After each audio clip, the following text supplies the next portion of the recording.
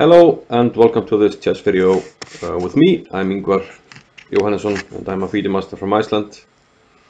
And yeah, perhaps a little bit of a sad occasion in a way, because one of the greats, Vladimir Kramnik, has announced his retirement from professional chess.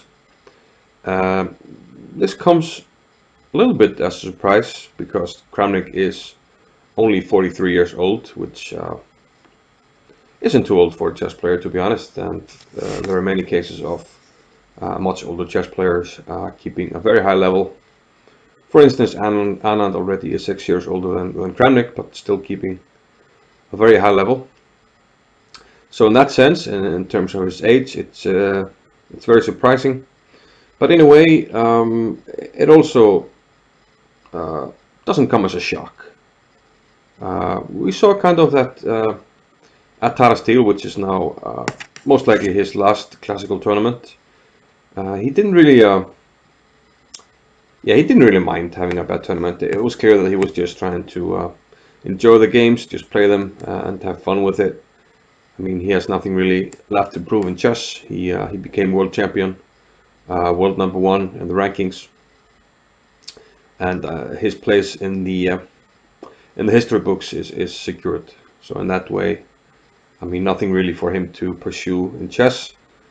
And I think he perhaps had some issues with his health, etc., which were stopping him from perhaps performing at the level that he was used to.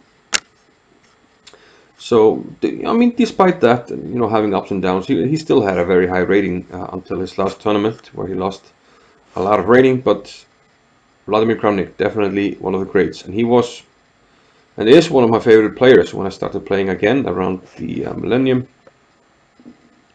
I got this book. Oops, I pressed the wrong button. I was going to press this one. This book, Life and Games, by Everyman Chess, a game collection with many nice games, and I think his style. So I sort of, you know, found myself in his style, and he was one of my kind of chess heroes when I was, playing actually a little bit more than I am today.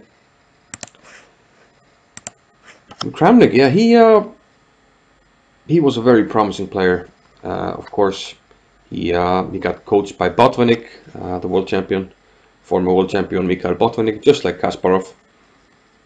And his first sort of appearance on the world stage was at the 1992 Manila Chess Olympiad, and he was selected as a FIDE master to the Soviet or Russian team, which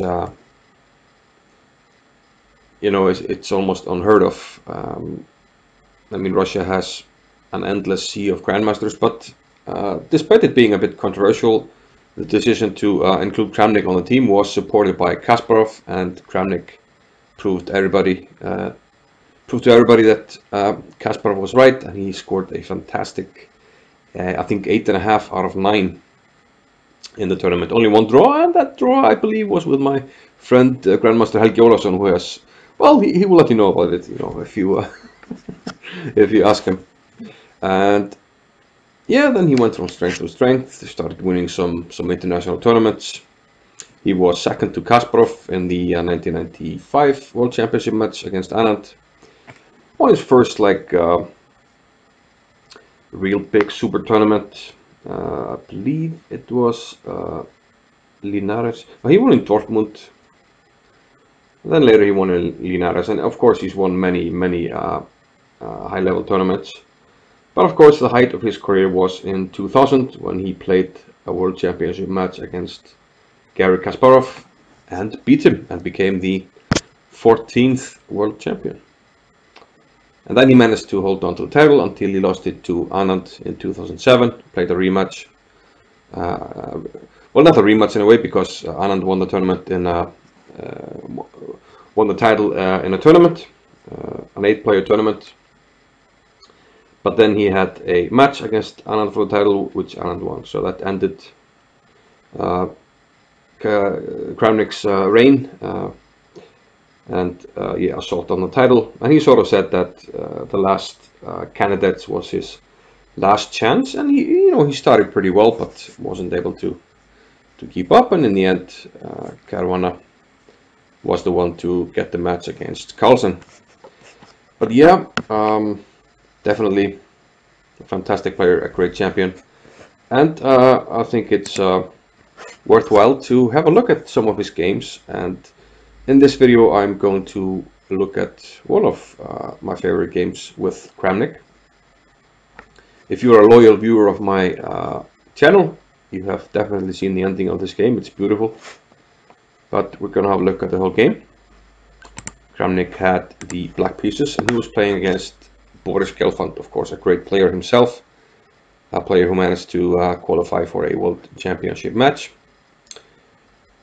Of course, he lost it, but he had a very good and strong showing. And we'll have a look at this game. It was played in 1996 when Big Vlad. Yeah, we should mention his nickname quite often was Big Vlad, and I kind of didn't realize until the first time I played in a tournament where Kramnik was playing, and he's really big, he's a big guy. So Big Vlad is a nice name for both a big guy and a strong, very strong player.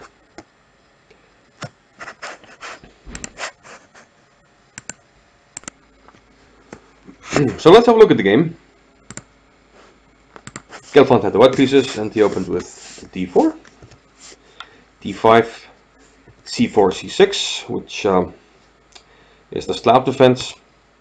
We have the normal main line here, knight f6, knight f3, and now e6, which is the semi-slav. If you take e6 was played, if you take on c4, it's the main line slav with a4, etc. But Kramnik played the semi-slav with e6, e3, the main move. Of course, bishop d5 is very common as well, when you can have either the Bottonic line or the Moscow or anti-Moscow. Very sharp lines, but e3, a very principled move as well. White wants to get developed quickly.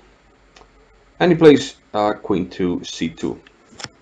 So he's not moving the bishop yet, because most of the time in these lines, black eventually takes on c4 and then plays b5. So you want to take with the bishop in one move. So queen c2 first, bishop d6, and now a move that was starting to get quite popular around this time. A very aggressive move, g4, a thrust which was, I believe, championed by Shabalov and Shirov, two Latvian players at the time.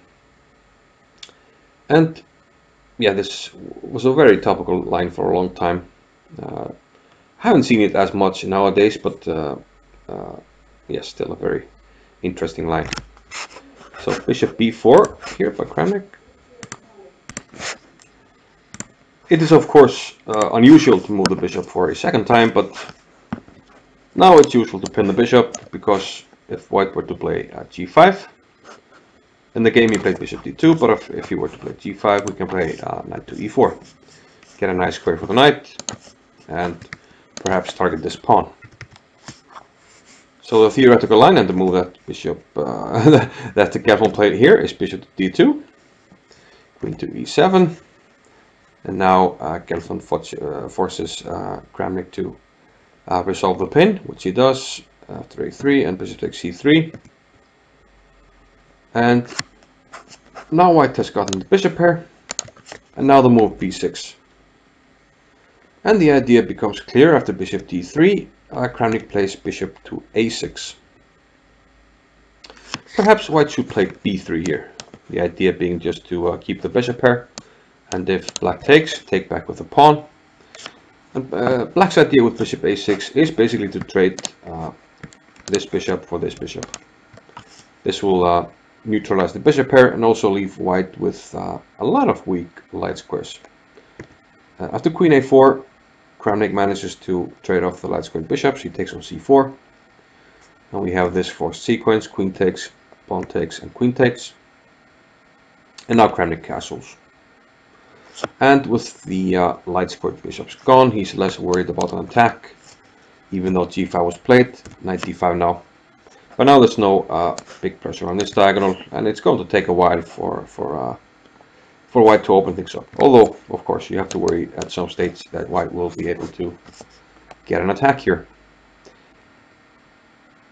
Bishop d2 now was played. I guess the idea here is to push e4, and then the knight would have to leave this very nice outpost and can't take on c3. But Kramnik has a very nice move here, securing the excellent positioning of the knight on d5. He plays pawn to f5. Gelfand castled, but the point of f5 is of course that if you take en passant, I will take with the queen. Your knight is attacked and the knight can't move because of the f2 pawn being unprotected. So he can't take on f6, so this secures an excellent knight here on d5. But Gelfand gets on with it. He castles queenside and he wants to eventually get something going on the king side. The problem is that, well, first of all, black strikes first with c5, and the second problem is that once you start pushing, we have what I described in one of my pattern recognition videos, the shutting down Spassky formation.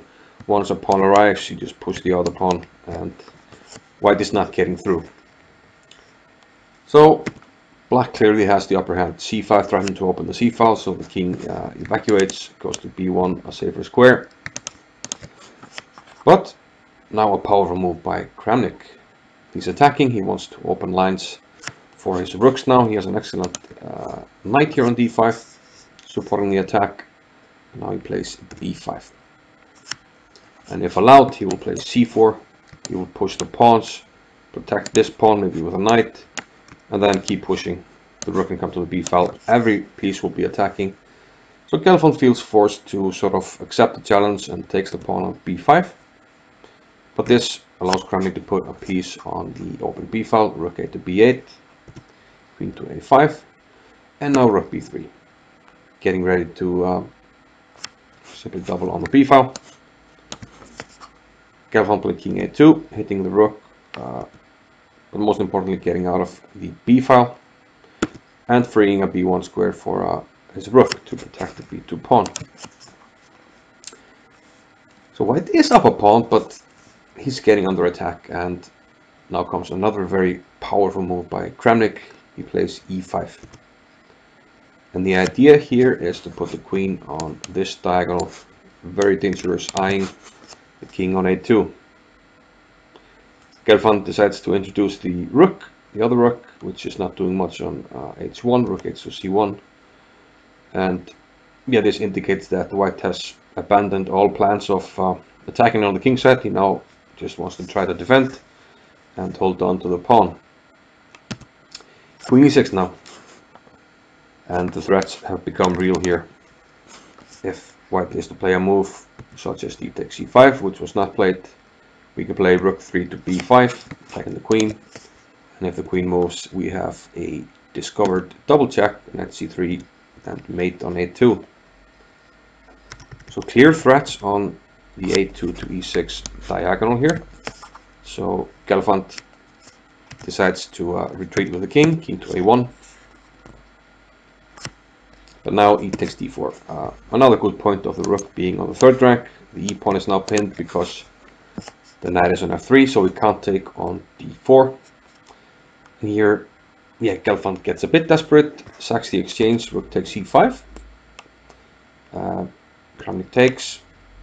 And the point of white's play is to try to get knight takes d4 in here. However, another very nice move by Kramnik here. He plays knight to c3. And let's go over the options here. First, b takes c3. We can quickly eliminate that move. Rook takes b1 is mate in 1. Bishop takes c3. D takes c3. It's very hard to meet the threats.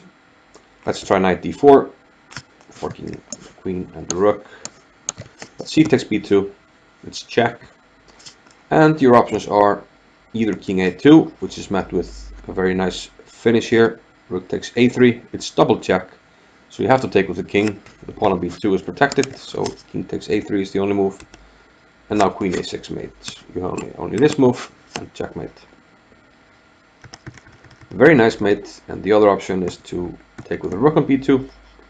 But then we sack the queen, knight takes e6, and we give checkmate with the rooks. Another very nice and picturesque mate. In the game, Gelfand played knight takes d4, and that allowed very nice tactic to finish the game. Can you find how Kramnik finished the game? Pause the video and come back. Chances are some of you have seen this. Some of you had to try to recall it and remember it. And if you found it, excellent. Kramnik played rook takes b2. Second the queen, but of course, if you take it immediately, you get mated either here or here. I think I would mate here. Keep more pieces on for the opposing side. But rook takes b2 was played in the game. And now the point of the combination rook takes a2. Beautiful example of Arabian mate.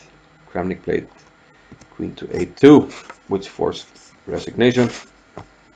Only one move for white, rook takes a2, which would allow rook to b1. Very nice, clean mate, and a brilliant attack by the 14th world champion.